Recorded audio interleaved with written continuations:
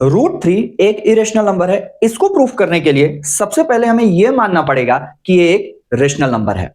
तो देखिए, अगर ये रेशनल नंबर है तो हम लिखेंगे √3 इक्वल टू a/b, क्योंकि अगर रेशनल नंबर है तो इसको हम a/b के फॉर्म में लिख सकते हैं। और यहां पास हमें यह लिखना जरूरी है, a b r को प्राइम नंबर्स, को प्राइम नंबर है। को प्राइम का मतलब ये होता है जिनका HCF 1 होगा, मतलब a और b सिर्फ 1 से ही डिवाइड होंगे, कोई दूसरा और नंबर इनको डिवाइड नहीं कर सकता है। और a b एक रियल नंबर भी है।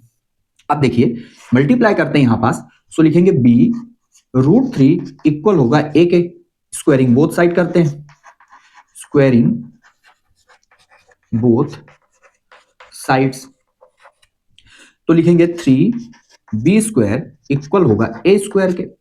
तो ये 3a² को डिवाइड कर रहा है, तो हम क्या लिखेंगे, hence 3 divides a², so 3 also divides a। ये एक थ्योरम के थ्रू हम जानते हैं, इसी के दम पर ही ये बातें सारी प्रूफ हो पा रही हैं कि अगर कोई प्राइम नंबर किसी स्क्वायर को डिवाइड करेगा तो वो उसके स्क्वायर रूट को भी डिवाइड करेगा। अब देखिए, यहां से हम एक दूसरी बात अब स्टार्ट करने जा रहे हैं। सो वी कैन राइट, क्योंकि ये 3 डिवाइड कर रहा है a को, तो लिखेंगे a इक्वल होगा 3c के, एक दूसरा वेरिएबल ले लेते हैं b के अलावा। तो अब स्क्वायरिंग बोथ साइड यहां भी करना पड़ेगा, स्क्वायरिंग बोथ साइड्स, सेम यही पार्ट अब इसमें रिपीट करना है। तो लिखेंगे a² होगा 9c² के। अब हमें a² की वैल्यू जो यहां थी पुट कर देना है और 3b² लिखना है। तो देखिए क्या लिखेंगे, 3b² इक्वल होगा 9c² के, कैंसिल करेंगे तो आएगा b² इक्वल टू 3c²। अब यहां से हमें यह पता चल रहा है कि ये 3b² को भी डिवाइड कर रहा है। इसको एक बार लिखते हैं पहले, हेंस 3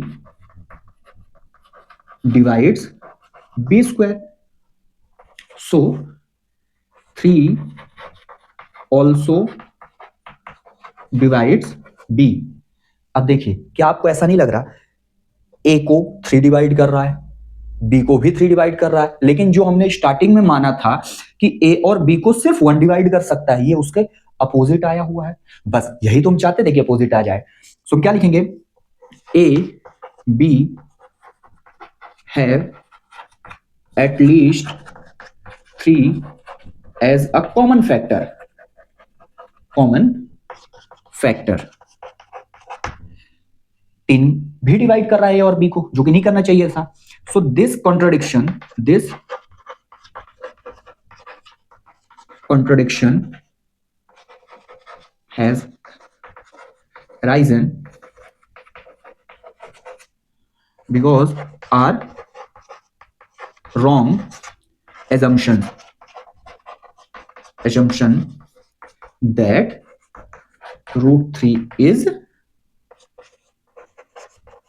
rational number। सो हमें लास्ट में लिख देना है, so we conclude √3 is irrational number. बस यही बातें हमें लिखनी थी। आई होप आपको ये पूरा का पूरा प्रूफ जो मैंने स्टेप बाय स्टेप आपको समझाया है विद रीजन समझ में आया होगा। Thank you very much.